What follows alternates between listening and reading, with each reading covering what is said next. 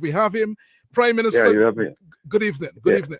Yeah, we are going to create a good evening to your listeners. I was listening to the Jinping music earlier, and every time I hear Jinping music, I am always tempted to come out of retirement, to come back into the national competition.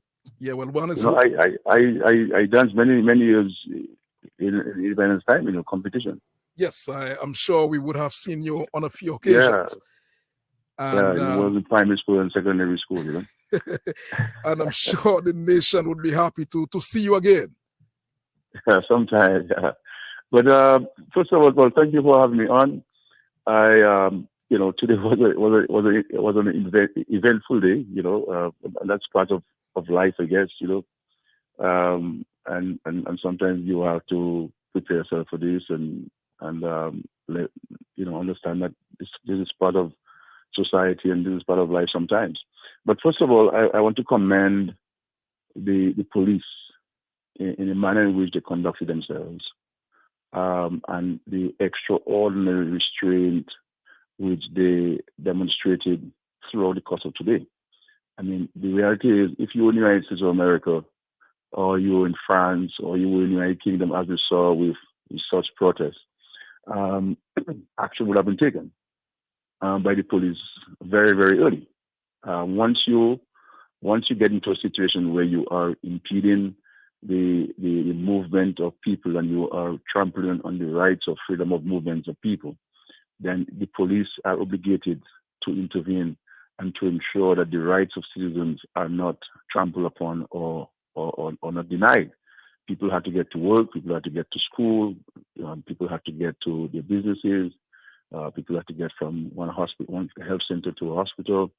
So once you prevent that from happening, the police has a duty and obligation on the law to maintain law and order and ensure that the rights of people, of citizens, are protected.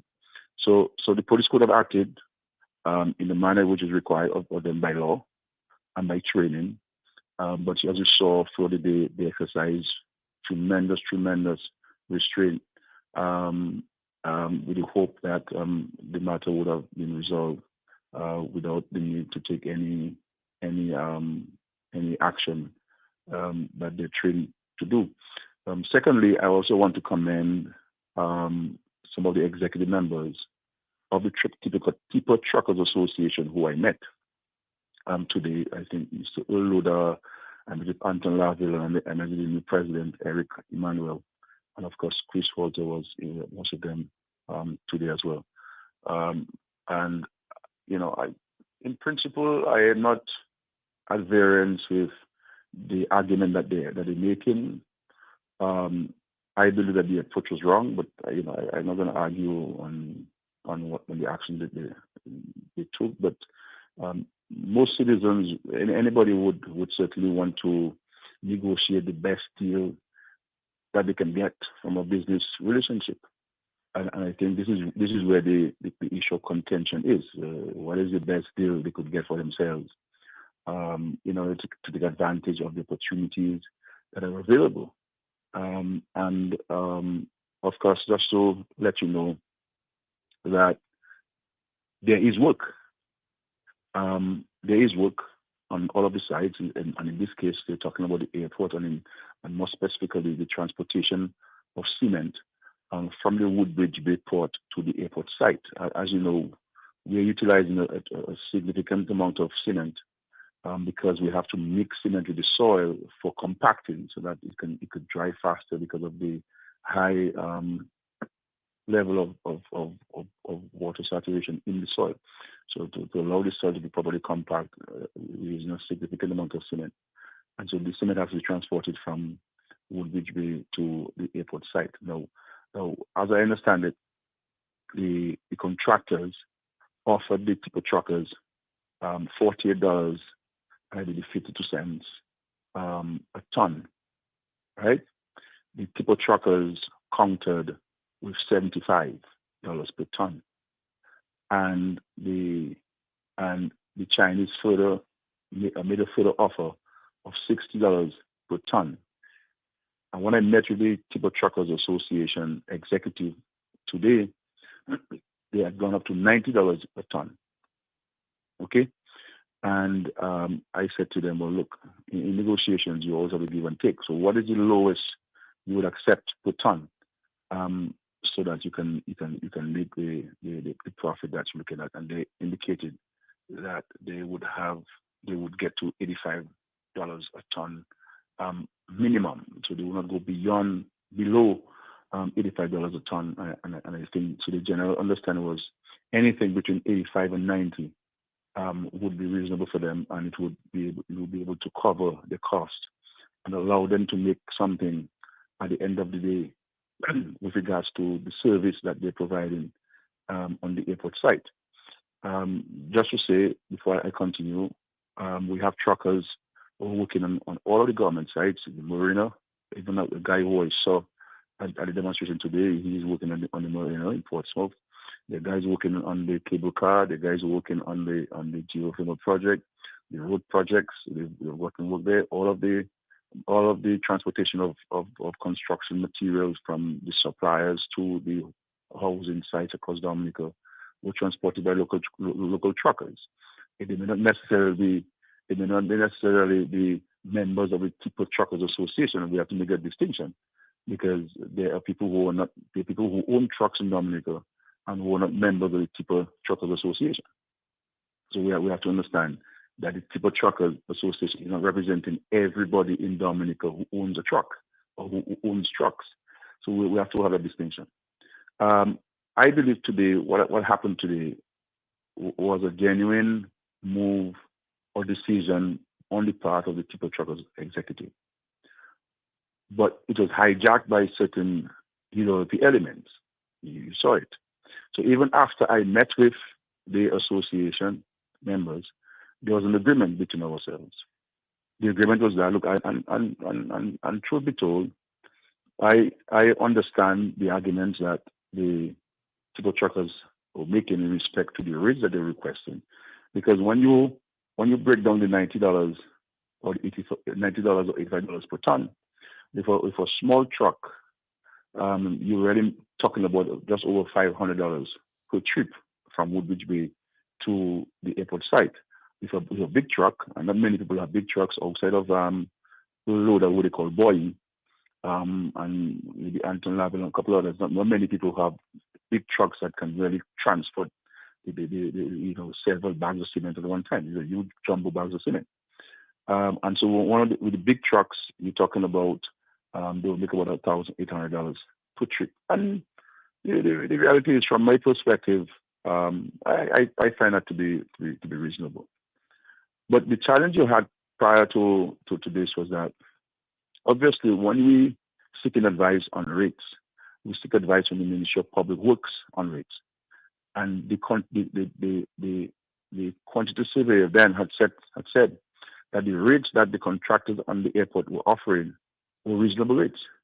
As a matter of fact, he had indicated both for the transportation of tarish and the transport of cement, that what the contractors on the airport site were offering were higher than the going national rates.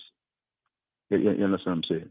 But the Tipper Truckers still felt that the rates would not meet the demand. The reality is, most of these guys have older trucks, and if you're going to be transporting these things and making several trips back and forth, you're going to have a lot of challenges with older trucks. So even when many of them were transporting tarish from Anzime to the airport site or otherwise, there's a lot of breaking down of trucks, because after a couple of trips, these trucks will have difficulty in continuing.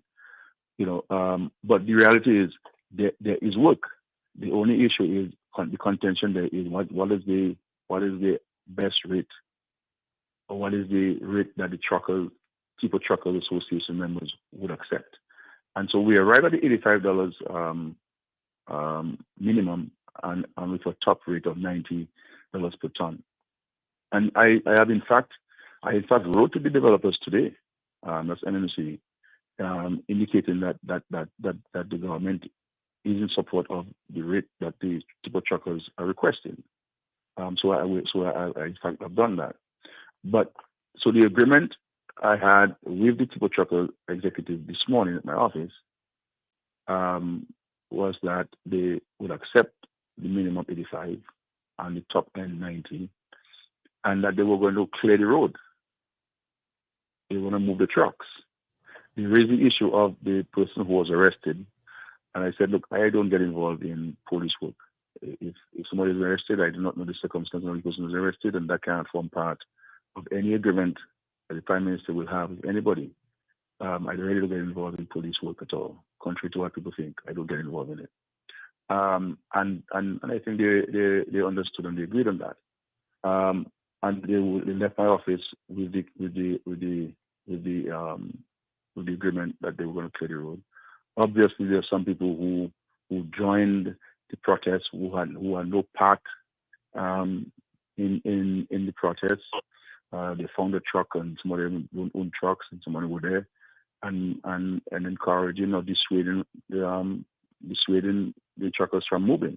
As a matter of fact, there were UWP operatives there who were threatening to puncture the tires of the truck if they try to move. As a matter of fact, Curtis and listeners, this evening when the truckers were moving the trucks, there were people, bystanders, who were sending firebombs at the trucks. And that happened at Canefield tonight. Yeah, that happened at Canefield tonight. They were sending firebombs at the trucks. So would I want to build his own truck? So the guys were in the vehicle, somebody had to there's some police report I got, had to seek safety. Because this could have been cleared long ago, but for bystanders who went there to foment the situation, to create a chaotic situation. When the typical truckers really came with intention just to draw people's attention to their concern. You understand what I'm saying? And so this is what happened. But there's work, and it's a matter of agreeing on a particular rate. And so this is a situation there. It's unfortunate that people have to, their schools have to be cancelled, called off. People couldn't go to work, and so a lot of business people lost money today. And that is not what the society envisaged. That you cannot deny people the right to earn a living. You cannot deny people the freedom of movement, the right of freedom of movement. And so these are something that the police will have to deal with the matter in manner which the police are required to deal with the matter in law. I'm not going to get involved in that. But just to say that we have created opportunity for work, and there's work, and the situation could have been, on the other hand, had the police not maintained the calm and the restraint.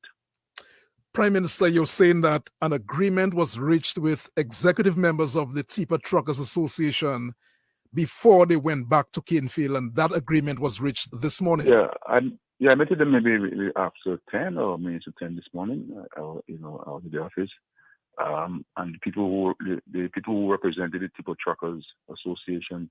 I think Mr. Eric Emmanuel is the new president, and we had Anton Laville who served as a president for some time, and Mr. Earl Loader, who is one of the largest heavy equipment operators in the country. So these are the three people who represented them, and all three gentlemen were respectful. They were forceful in their arguments. I thought they represented the interests of their members very well. It was a respectful discussion. I even joked to Mr. Lord and tell him, well, look, if I ask you for a hire and you charge me too much, can I come and block your house in Layu Park, in Layu Valley? But it was a very respectful and cordial discussion.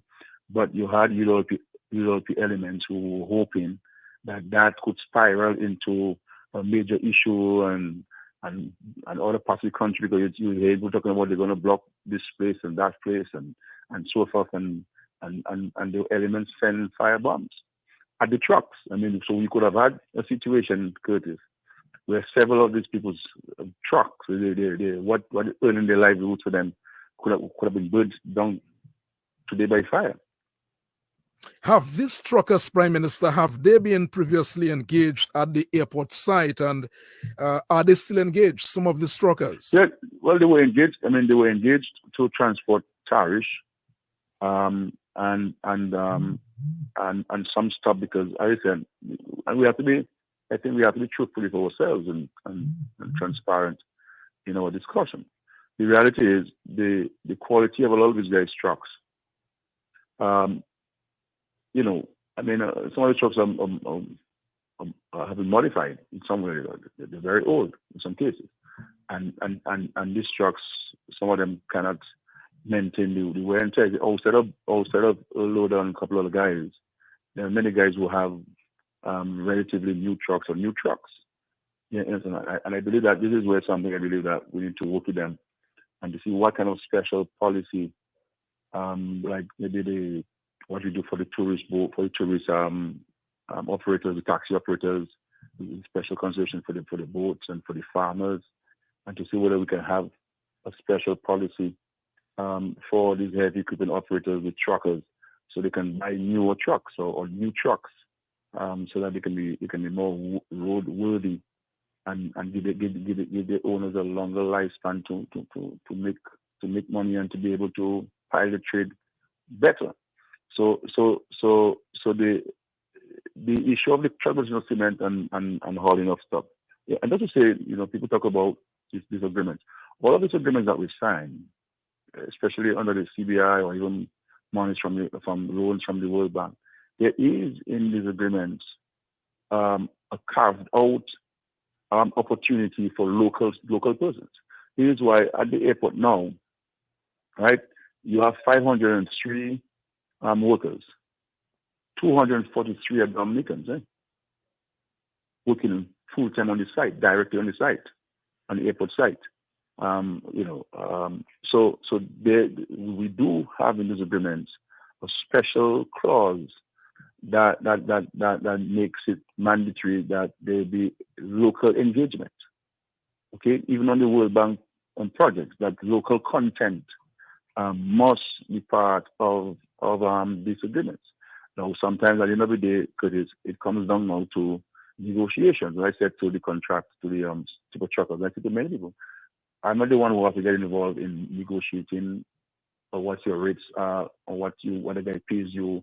If I pay you more than market rate or below market rate or actual market rate, that is between yourself and himself. But if there is an impact, as has happened before, when they had issues, for example, with Mr. Gadakan on East Coast Road, I intervened. You understand? And we got them to have a part on the East Coast Road, and I've intervened many times before. Government projects, with government project concern. So we've intervened if there's an impact. If there is no difficulty, men work and men have relationships.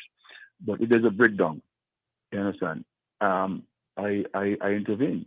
But I was not aware that there was a breakdown in negotiations until a few days ago. And then I heard of this thing today. And so I've intervened and I said to the guys and I said to the public, and I'm being very sincere about this. When I listen to the math and I know that when you go down to what is the cost of an actual trip for the small trucks, and I think what they try to do, they explained to me, the super truckers, in respect to the rates, is that they try to see how best they can fit in the small trucks, because a 5-ton truck, I mean, if it can hold 2 jumbo bags, you can hold that's plenty. You understand? So they were trying to see how they can ensure that the small trucks, the 5-ton trucks, 5-ton, 6-ton trucks can be part of this, because this is so all of these trucks that the Chinese brought down for the airport project are brand new trucks, and if you look at these trucks today, you'll believe that these trucks are 25 years old. They're working, and so you really need to have a very good roadworthy trucks to really sustain themselves on this hauling of material. Did the truckers, Prime Minister, did they previously agree on a rate? as mine. Well, I believe what happened was that the Chinese offered to them of 48.52. They made a counter offer of 75, and I believe that there was I believe that from what I've been told, the people truckers have moved away from the negotiating table.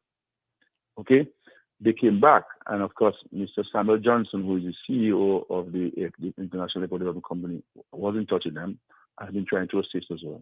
As a matter of fact, they had a scheduled meeting for tomorrow with Mr. Samuel Johnson to further discuss their new offer, because there was a letter which they sent to Mr. Johnson, I believe, where they were making the counter offer. Okay, and the meeting was supposed to be held tomorrow with Mr. Johnson, as far as I'm told. Okay, so they back on the discussion table, and so when they came back, it went from $48.50 to $60. Okay, and subsequent to that $60 offer from the Chinese contractor on the airport, the turbo truckers indicated to me that they're now asking for $90. $90. And I said to them, look, if you're gonna go move from 75 to 90, literally overnight, how do you explain the extra $15? And this have to explain to me, and I understand what you're saying, because you have to pay a driver, the wear and tear on the vehicle, the diesel, and of course somebody wants to make a little profit to be able to pay for the mortgage and to buy food and to pay the bills and so on. So there's some, in my view, there's some reasonableness in terms of the figure they're asking for, especially when you break it down to what it will be by way of an actual trip, what will be the cost of an actual trip. So from Woodbridge Bay to Westfield at $5.7 for a small trip, I'm a businessman, I'm a trucker, but just from a common sense layman's standpoint, it sounds to be reasonable to me. Do you think the time may have come for new rates for the hauling of material, block, sand, and things like that? I think so. Not only for hauling the material, but the sale of goods and services in Dominica generally, because sometimes you get the impression that people take up a price for you, depending on who you are, and almost like they have different numbers in the bag, and they put their hand in the bag and pull it out. I mean, for example, now, gone are the days when people used to charge you per trip for blocks. Now you're paying a truck per block. So we are just about to restart, to not to restart, but there's some people who made some commitments for houses in Canada territory and elsewhere, and so we're about to purchase a significant number of concrete blocks, and to transport one block from Corley Ho to the Canada territory, we've been charged $1.50 a block. You understand? So imagine if we were to buy 50,000 blocks at one time and having to transport at $1.50, you do the math. You understand? It's a significant amount. But going days when I'm going to charge $300 or $400 for the hire. But so I think that there has to be the transport board and others who are mandated in law to deal with these rates and so forth. Need to, and I think it's something that we may have to raise the private sector as well. Generally, I believe that there has to be greater transparency in terms of rates. To me, these rates should be publicized and available, even with regards to the sale of agricultural produce. Everybody is saying, okay, give me $10 for my tomatoes a pound, or give me $15. And then you are in the same market, you have 5 or 6 people selling the same tomatoes at different prices. And I think that there has to be greater transparency. Back in the days, the Ministry of Agriculture, Ministry of Trade would publish, what agricultural products should be sold at. But we move away from this thing, and I understand it's a free market. I understand there's a phenomenon called demand and supply, and I understand all these things, and I understand that the cost of items of farm inputs, or even spare parts in the case of truckers and so on have increased, and it's not all these things. But all of these things could be factored into the price or the cost of the service, and have this in publicized. So if I'm trying to transport a load of tariff or a load of sand aggregate from Corleo to Vegas, I will know, well, it's $250 or $300. But guys be charging because I'm the prime minister, they may charge me $500. Same thing if you go to the market sometimes. Guys, you just see a white person in a foreigner, they may charge you more than you do charge a local Dominican. And I think there has to be some discussion. How do we go about addressing so that you don't have, every time you don't have this issue, that this risk, this is what you're going to be paying. To haul cement from Roseau to Marigot, to haul cement from Roseau to Grand Bay, Roseau to Portsmouth, Roseau to St. Joe, these are the rates. And of course, those communities that fall in between or in close proximity, as we do for petroleum products. When the cooking gas in Portsmouth is this price, in Vegas is that price, in Penville is this price. And so what the cooking gas should be sold in any village in Dominica, because you have a formula by which you arrive at the price that it should be sold to the consumer. So there's transparency in this, and I think this is where we have to go so that you don't have those situations where people have to negotiate the rates and people have to disagree or have a contention, and then you have protest action about these things. And I think this is something that I think that the country should really look at doing, so that each of us can go and say, this is the price, this is the cost, this is what you have to pay, this is because of a high. So if we've moved, we've moved, and there's been no announcement that we've moved from transporting blocks from higher to per block, or even cement. You charge $2 or depending on where you're going to per bag of cement. You understand? So fertilizer, they charge you per bag to transport fertilizer these days. So how do we go about charging for these things so that there's more transparency and less confusion, less disagreement, and less contention, and everybody's happy? This is my rate, my brother. I'm prepared to pay for it. Let's go. One of the issues I heard earlier today during the protest was that the truckers were saying that in the project between Loubier and Bagatelle, they've not been engaged.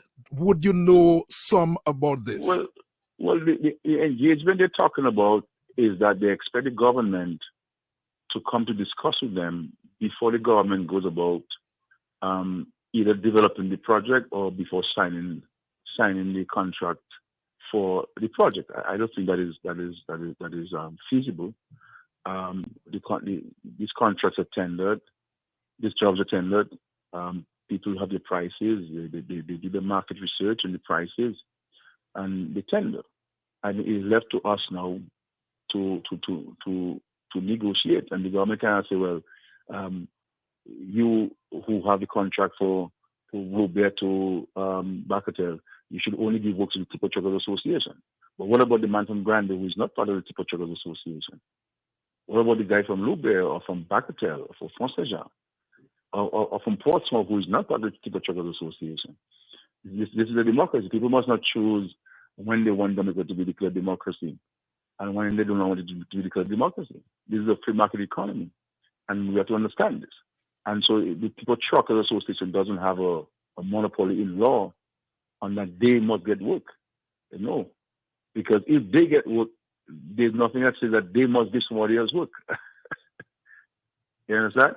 So yes, all Dominicans must eat, and that must be the mantra.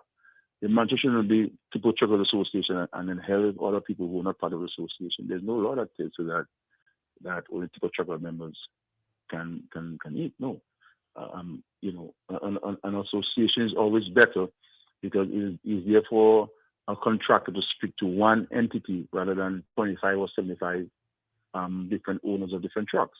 So we always encourage people to have associations. So that's why we believe that is a good thing to have a Tipper Truckers Association.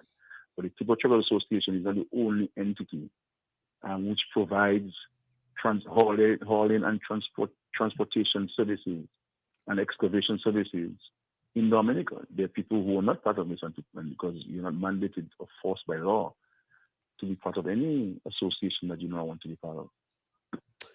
Understand? So, based on your agreement with the Tipper Truckers Association today, based on that agreement, you won't expect any further action on the road from them.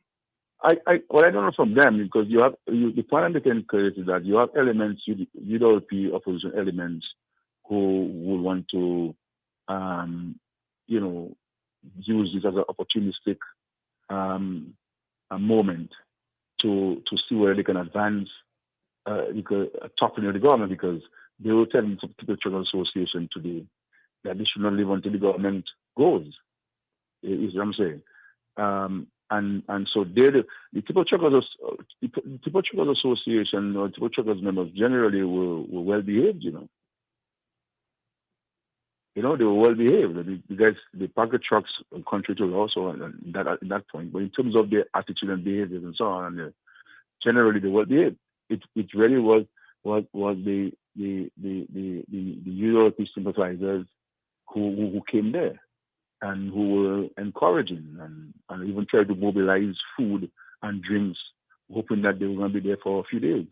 And knowing that it is a cruise season, right? And knowing that it is a cruise festival time when Dominicans make the most money, especially those in the hospitality and restaurant and business, taxi operators, vendors, and that is time they make the most money. They would love to see that there's no Creole festival.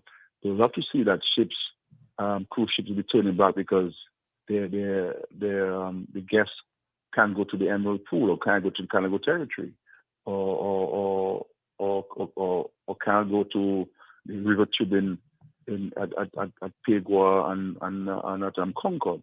So this is what the Europe has in their mind, and they were using that as an opportunistic moment, hoping that this could stay there for a very long time and maybe set the trucks on fire as they're trying to do today, as elements of them are trying to do today with the fire bombs, and create this inferno and to send the message in the world that Dominica is not a place you should visit, and have the U.S. and others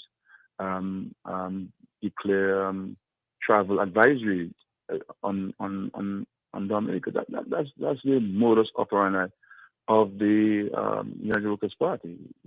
So this is what it is, and but you can't change these people, and this is what they are. They're anti-Dominican elements and anti-progress, and they would love to see all of these projects and programs that the government has been engaged in come to an end. Prime Minister, just before we leave, in case some people are joining us now, explain again the agreement reached with the Tipper Truckers Association earlier today. Well, the agreement is that I agree with them that between $85 and $90, in my view, is something that the government will support, put on to transport the cement from Woodbridge Port to the airport site at Wesley. And then the agreement was that they would have gone in after 10 this morning, minutes to 10, they would have gone back to Canefield and to remove the trucks. And so that was really the gist of the agreement that we arrived at today. And of course, I'll have the opportunity to continue discussing it. They asked to see me, so I will see them after the independence celebration to have more further discussions with them on these and other things that may be affecting them or they have interest in. And when is that agreement expected to come into force? Anytime soon? Well, I said I wrote today to the developers indicating them that they should proceed with offering and accepting the request of the Tipper Truckers Association, and I'm hoping that the meeting tomorrow, and of course my staff and so on will follow up on this and see what the Tipper Truckers are in a position to enter into an agreement. It is 7 minutes after 9 o'clock. We're about to come to an end of this